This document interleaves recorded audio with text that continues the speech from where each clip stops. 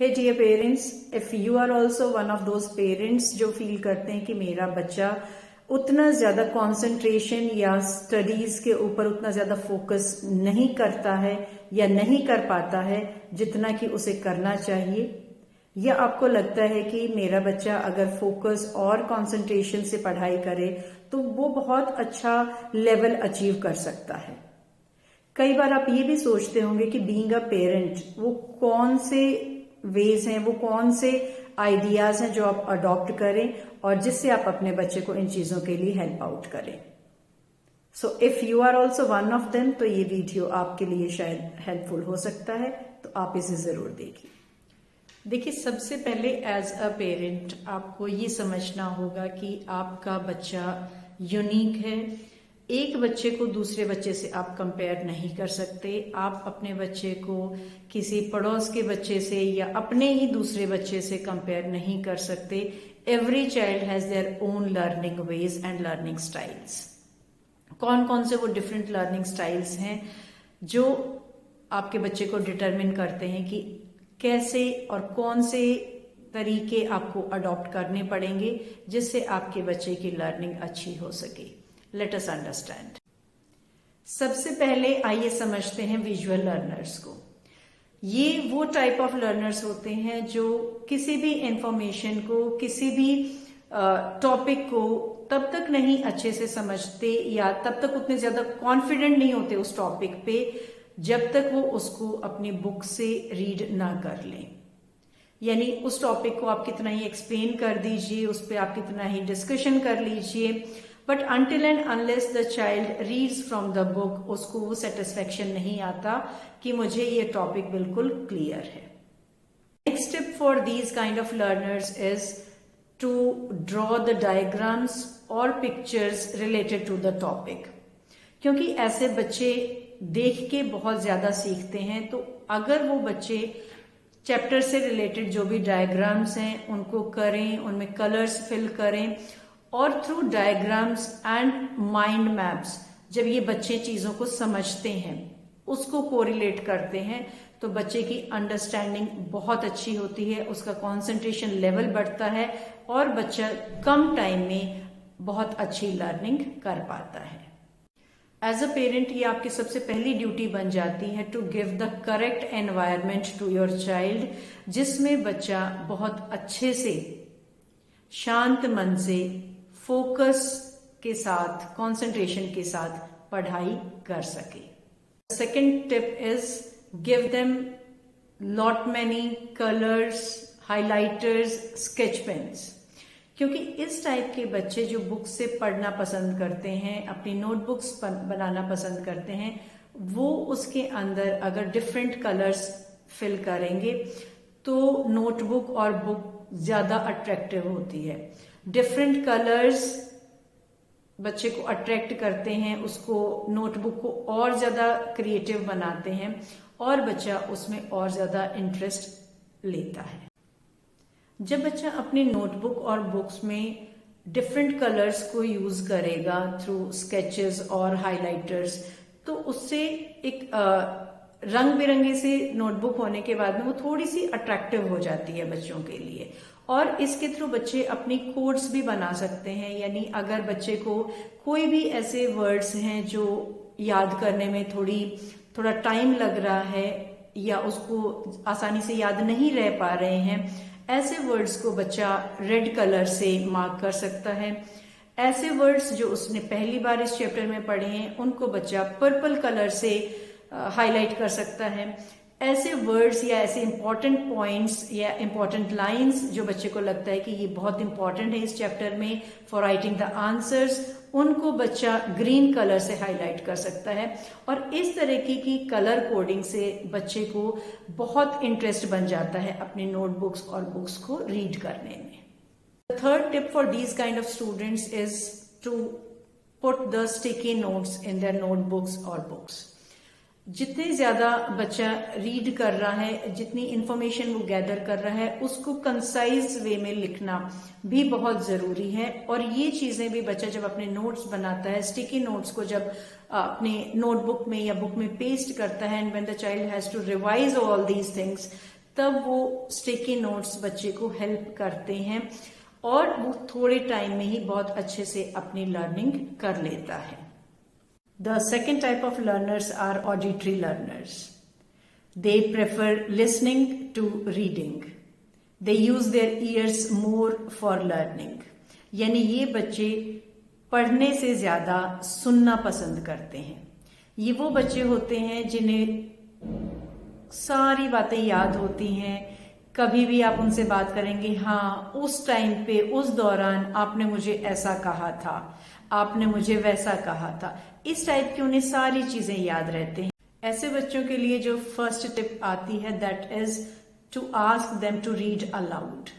जब वो बच्चे तेज आवाज में बोलकर पढ़ते हैं तो उनका फोकस और कंसंट्रेशन बढ़ता है, वो अच्छे से उस चीज को अंडरस्टैंड कर पाते हैं। उनके साथ में आप उस टॉपिक पे डिस्कस कर सकते हैं, आप उनको एक्सप्लेन कर सकते हैं और जितनी अच्छी आपकी एक्सप्लेनेशन होगी, जितने अच्छे से आप उस टॉपिक को डिस्कस करेंगे, उतना ही ज्यादा बच्चा उस टॉपिक को अच्छे से अंडरस्टैंड कर पाएगा। ऐसे बच्चों को आप हमेशा मोटिवेट कीजिए फॉर ग्रुप स्टडी, जिसमें या तो वो अपने ब्रदर सिस्टर के साथ में बैठ के पढ़ें। If they are single child तो आप उनको प्रेफर कीजिए कि वो अपना कोई एक स्टडी ग्रुप बनाए, जिसमें या तो नेबरहुड से या उनकी स्कूल की क्लास के जो बच्चे हैं वो अगर आ सकें किसी एक टाइम के दौरान और उस दौरान वो अपनी स्टडी कर पाए। तो जितना ज्यादा बच्चा चीजों को डिस्कस करेगा, जितना ज्यादा वो सुनेगा एक्सप्लेनेशन के थ्रू या डिबेट के थ्रू उस टॉपिक पे, उतनी ही ज्यादा उसको क्लैरिटी आती जाएगी। अगर ये सभी चीजें भी नहीं पॉसिबल हैं तो आप उस टॉपिक को बच्चे के साथ में डिस्कस कीजिए। एक और बहुत अच्छी टिप ऐसे बच्चों के लिए आती है that is to ask the child to record the voice note. बच्चा अपना वॉइस नोट रिकॉर्ड करे उस टॉपिक से रिलेटेड, उस चैप्टर से रिलेटेड, और उसको बार बार सुने। जितनी बार बच्चा उस टॉपिक को सुनेगा, एक तो पहली चीज वो उसकी खुद की वॉइस में है तो बच्चे को वैसे ही कॉन्फिडेंस आता है, और क्योंकि वो उस टॉपिक को बार बार सुन रहा है तो वो और ज्यादा कॉन्फिडेंट होगा कि मुझे ये टॉपिक बहुत अच्छे से समझ में आ गया है, और इस तरीके से उसके माइंड में वो चीजें बहुत अच्छे से register. The third type of learners are verbal learners, जिन्हें कई बार हम रीडिंग एंड राइटिंग लर्नर्स या फिर लिंग्विस्टिक लर्नर्स भी बोलते हैं। These kind of learners always prefer to read. इन्हें पढ़ना बहुत पसंद होता है, लेकिन कई बार ये कंसंट्रेशन लूज आउट कर जाते हैं और उसका रीजन होता है कि इन्हें बोरियत फील होने लगती है। वही सेम, वही बुक्स, वही टॉपिक्स, कितनी बार कोई पढ़ेगा। तो ऐसे बच्चों के लिए the best way is to give them variety of books. क्योंकि ये बच्चे पढ़ना पसंद करते हैं तो इन्हें अपने सब्जेक्ट से रिलेटेड या तो आप इनको रेफरेंस बुक्स दीजिए जिनमें ये the same topic may be but in different way if it is written, तो वो बच्चों को पसंद आता है। और ऐसे बच्चों के लिए आप वैरायटी ऑफ बुक्स दीजिए, उन्हें अपने सिलेबस के अलावा भी बुक्स दीजिए, चाहे वो फिक्शन बुक्स हो सकती हैं, वो बायोग्राफी हो सकती हैं, ऑटोबायोग्राफीज हो सकती हैं, जिसको बच्चा रीड करना पसंद करता है। ऐसे बच्चे भी बहुत पीसफुल एनवायरनमेंट पसंद करते हैं जहाँ पे बच्चा सिर्फ बैठा है या लेट के वो अपनी बुक्स को पढ़ रहा है, अपने इमेजिनरी वर्ल्ड में ऐसे बच्चे रहना पसंद करते हैं। ऐसे बच्चे बहुत ज्यादा क्रिएटिव होते हैं when they read the things in the book, और जब वो अपने एक इमेजिनरी वर्ल्ड में वो सारी चीजों को इमेजिन कर रहे होते हैं, और इसके थ्रू बच्चा अपनी अंडरस्टैंडिंग और कंसंट्रेशन को इम्प्रूव करता है। तो variety of books have to be given to these kind of students. Now comes the fourth type of learners. ये बच्चे होते हैं किनेस्थेटिक लर्नर्स, जो बहुत ज्यादा बॉडी मूवमेंट करते हैं, बहुत ज्यादा बातें करते हैं, चैटी होते हैं, सुनते नहीं हैं, बॉडी मूवमेंट्स बहुत ज्यादा होती हैं, इंस्ट्रक्शंस को क्लियरली नहीं समझ पाते हैं, दूसरे बच्चों को भी डिस्टर्ब करते हैं, हाइपर एक्टिव होते हैं। और इस टाइप के बच्चों को कई बार ADHD चाइल्ड भी बोला जाता है, which means attention deficit hyper activity disorder. ये बच्चे थोड़े टाइम पे भी या थोड़े टाइम भी शांत नहीं रह सकते, इनको कुछ ना कुछ बॉडी मूवमेंट करना ही होता है।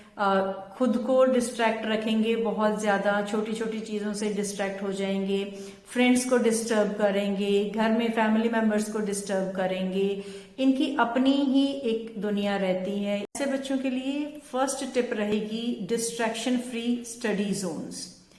जब भी आप बच्चे को पढ़ा रहे हो तो आसपास का माहौल शांत होना चाहिए, कोई भी डिस्ट्रैक्शन ना हो। आप फोन को साथ में लेके ना बैठें, आप टीवी ना चलाएं, आप कोई म्यूजिक ना चलाएं, आप घर में एक दूसरे से बात ना करें। व्हाट इट मीन्स कि जब बच्चा पढ़ रहा है तो प्रॉपर साइलेंस रखिए। सेम चीज आप स्कूल में भी डिस्कस कर सकते हैं।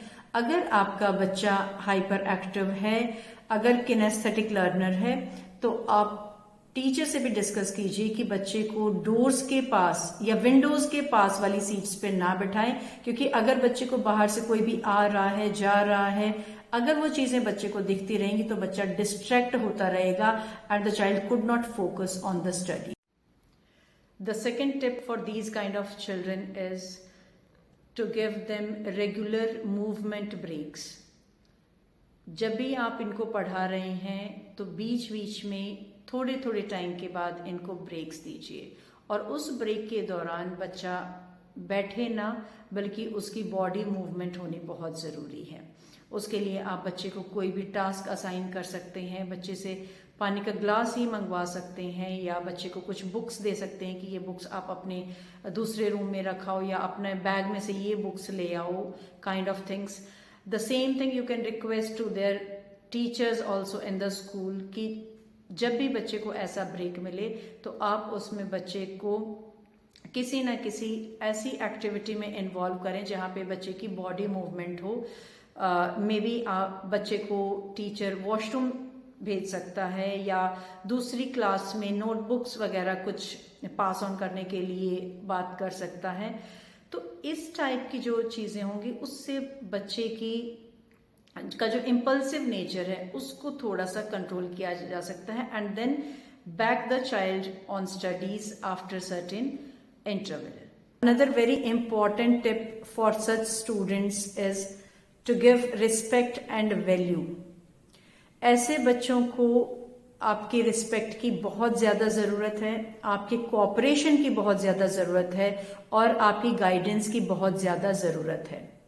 हर टाइम आप इंस्ट्रक्शनल पेरेंट ही ना बने, हर टाइम पे आप सिर्फ इंस्ट्रक्शंस ही ना देते रहें। स्कूल से आया है बच्चा, आते ही कि ठीक है फटाफट ड्रेस चेंज करो, फटाफट खाना खा लो, फिर पढ़ने बैठो। Don't be like that.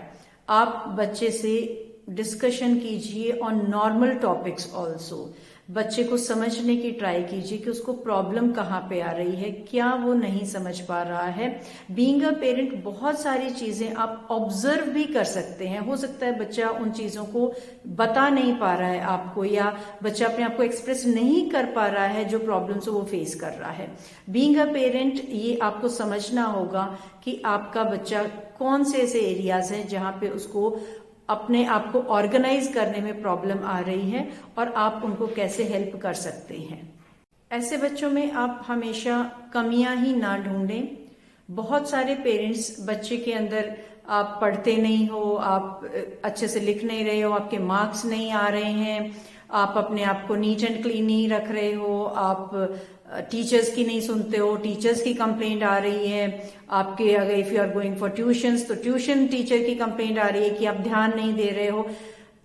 Do not be the parent who is every time giving instructions and instructions.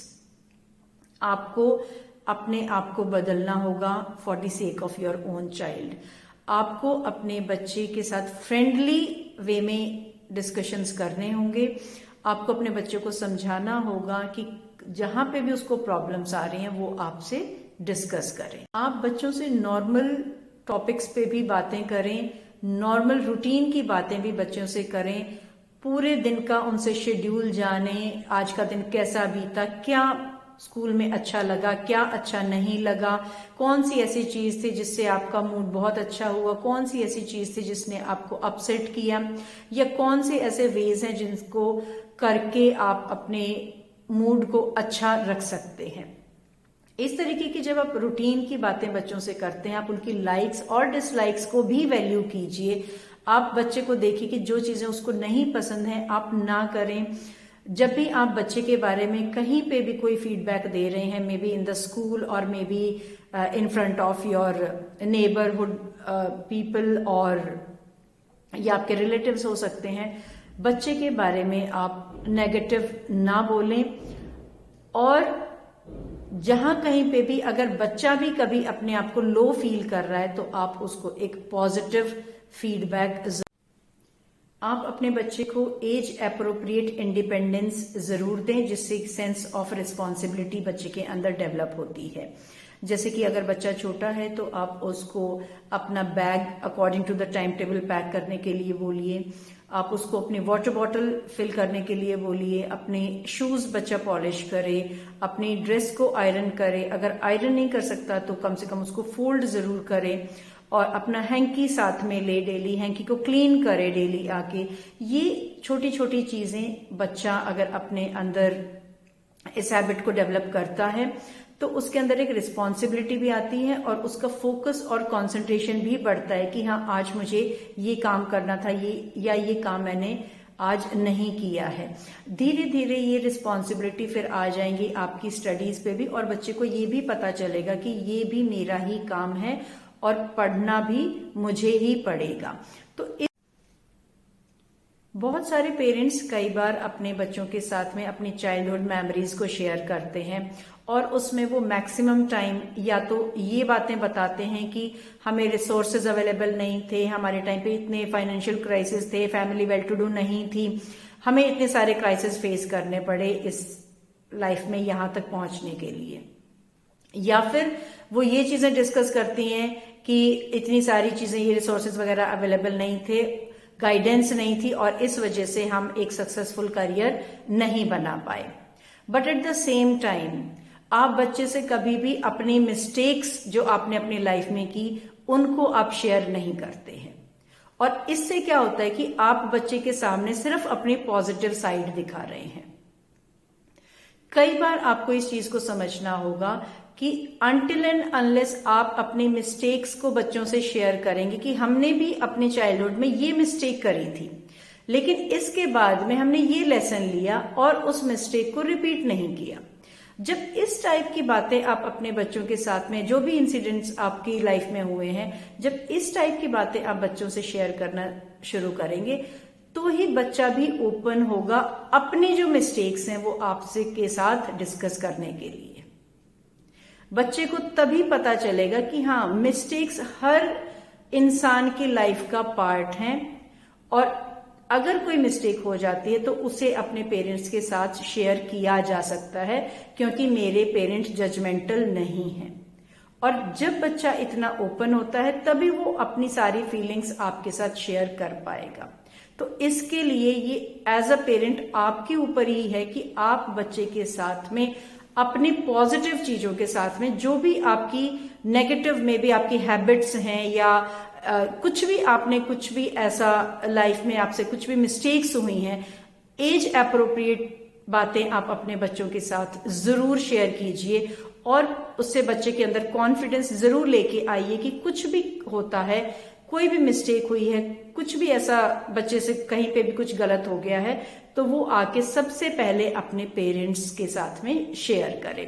इससे बच्चे का कॉन्फिडेंस लेवल हाई होता है, बच्चे के अंदर एक सेंस ऑफ रिस्पॉन्सिबिलिटी डेवलप होती है और बच्चे का फोकस और कंसंट्रेशन कहीं ना कहीं आके स्टडीज के ऊपर बहुत ही अच्छा इम्पैक्ट डालता है। साथ में एक वी टाइम भी जरूर रखिए जिसमें दिन में कोई एक समय ऐसा जरूर होना चाहिए जिसमें पूरी फैमिली साथ में बैठ के विदाउट एनी डिस्ट्रैक्शंस, ना फोन साथ में हो, ना टीवी चल रहा हो, ना म्यूजिक चल रहा हो, और सिर्फ आप आपस में अपने पूरा डे को डिस्कस करें, अपने फ्यूचर प्लान्स करें। एज अ फैमिली आप कैसे ग्रो करना चाहते हैं, एज अ पेरेंट आप कैसे ग्रो करना चाहते हैं, कौन से स्किल्स आप सीखना चाहते हैं, कौन से स्किल्स आप अपने बच्चे के लिए चाहते हैं कि बच्चा सीखे, या आप अपने बच्चे से भी पूछें कि वो कौन सी स्किल्स डेवलप करना चाहता है जिससे हमारी फैमिली और ज्यादा आगे बढ़ पाए।